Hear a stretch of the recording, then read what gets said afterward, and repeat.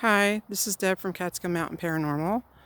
I'm here at a old cemetery in Ergremont, Massachusetts. I was just looking at this devastating damage over here that this big, huge tree has done. And I feel so badly that this had happened to them. And I'm sure they're very upset themselves, but I don't have my equipment with me right now.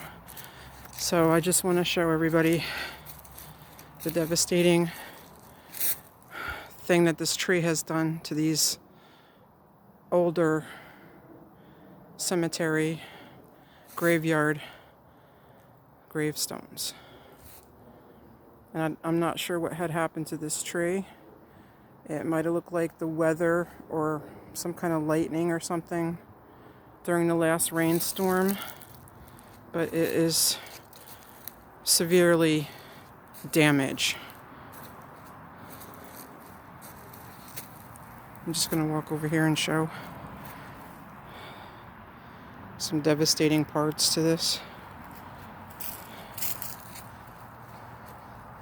And I really don't want to get underneath this tree, but as you can see, it goes all the way back down, and it's resting right on this gravestone.